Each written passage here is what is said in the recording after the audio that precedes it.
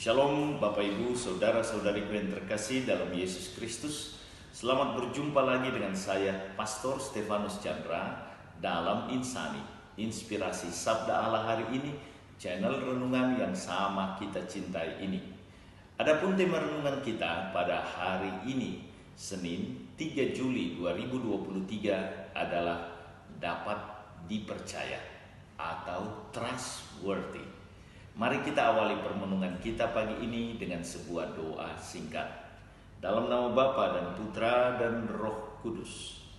Ya Yesus yang baik, selamat pagi. Terima kasih untuk hari baru ini. Terima kasih untuk undangan suci-Mu guna merenungkan sabda-Mu.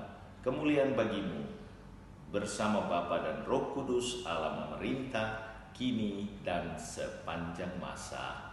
Amin.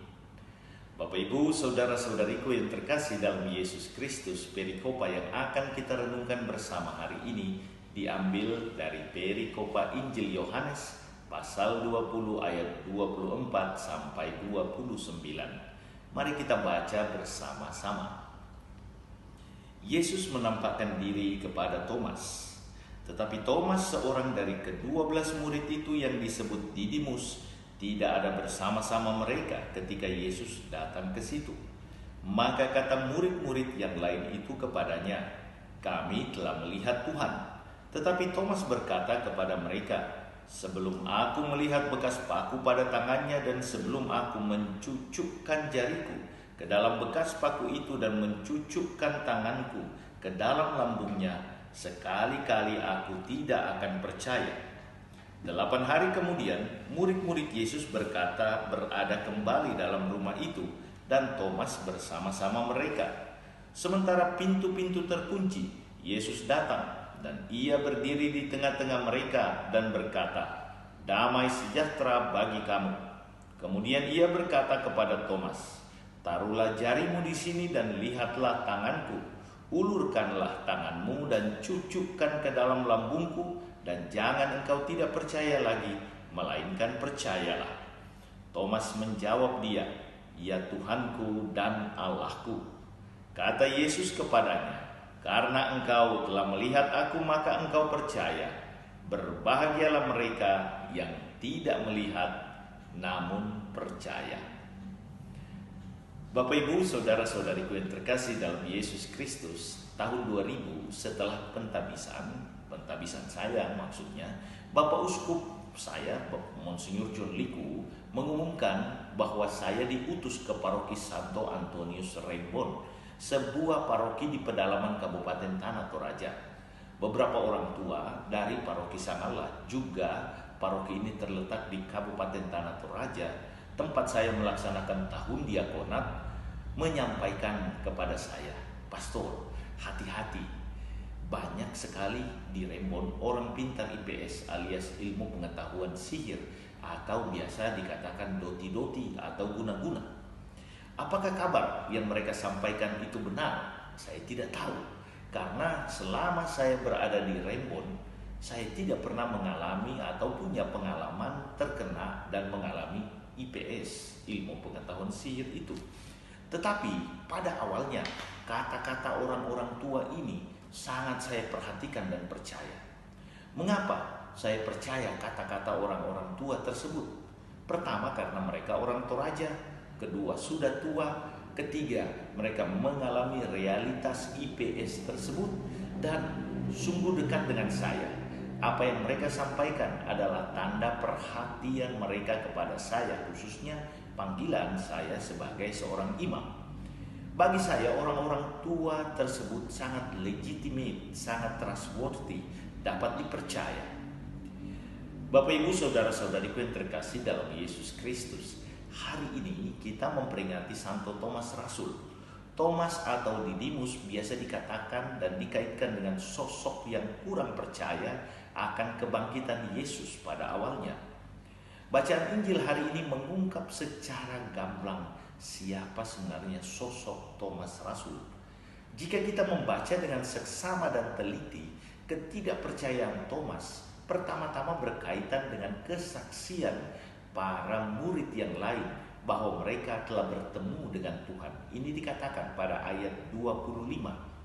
Pertanyaannya kemudian, mengapa Thomas tidak percaya dengan kata-kata para murid yang lain dan kesaksian para murid yang lain tersebut? Kita harus tahu, pada zaman Yesus merebak dan berjamur kebohongan. Hal itu terlihat dalam ajaran Yesus agar para murid jangan bersumpah dalam hidup mereka. Kita bisa baca itu dari Matius 5 ayat 33 sampai 37. Thomas pertama-tama tidak mempermasalahkan warta keberadaan Tuhan.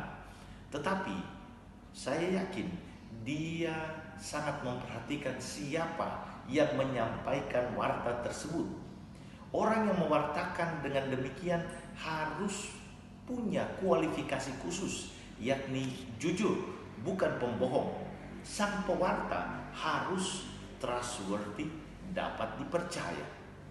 Dalam pernyataannya Thomas mengatakan, sebelum aku melihat bekas paku pada tangannya dan sebelum aku mencucukkan jariku ke dalam bekas paku itu dan mencucukkan tanganku ke dalam lambungnya, sekali-kali aku tidak percaya. Ayat 25 menyatakan itu.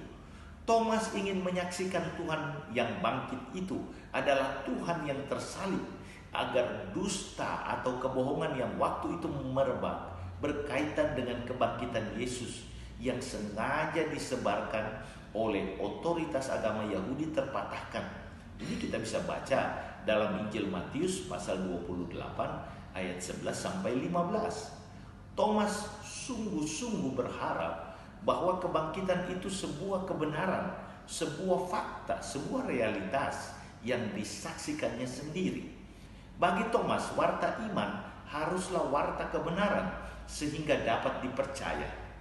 Maka alih-alih hanya memperhatikan Thomas yang tidak mudah percaya, bacaan Injil juga secara terselubung ingin mengarahkan kita untuk memperhatikan kualitas para rasul yang menyampaikan pengalaman iman mereka akan Yesus yang bangkit dan situasi di balik ketidakpercayaan Thomas.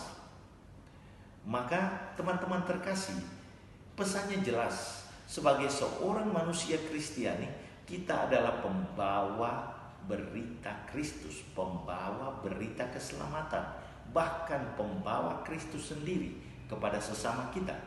Pewartaan kita akan dipercaya oleh sesama kita jika kita mengatakan fakta atau kebenaran.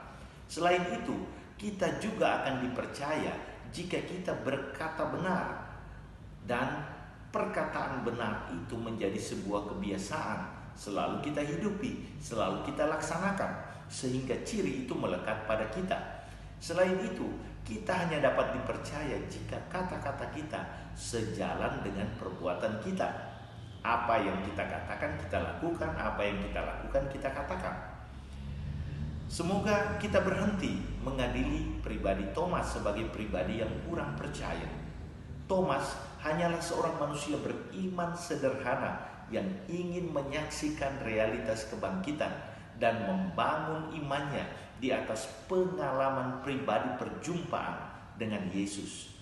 Thomas yang mengalami kehadiran Yesus yang bangkit secara pribadi akhirnya tegas mewartakan iman akan kebangkitan Yesus hingga kemartirannya di India. Inilah wujud pertobatan dan perubahan dirinya. Kita juga diundang dalam arah yang sama, berusaha mengalami pengalaman pribadi sekaligus terbuka bagi warta iman melalui sesama yang sungguh-sungguh dapat dipercaya. Tuhan Yesus memberkati. Marilah berdoa. Ya Yesus yang baik, terima kasih Engkau menghadirkan Thomas dalam gerejamu. Bantulah kami, arahkan kami untuk beriman sungguh sebagaimana Thomas lakukan. Kemuliaan bagimu kini dan sepanjang masa. Amin. Tuhan bersamamu, berkat Allah turun melimpah atas saudara-saudariku, keluarga saudara-saudariku, pekerjaan dan usaha saudara-saudariku, Bapa, Putra, dan Roh Kudus. Amin.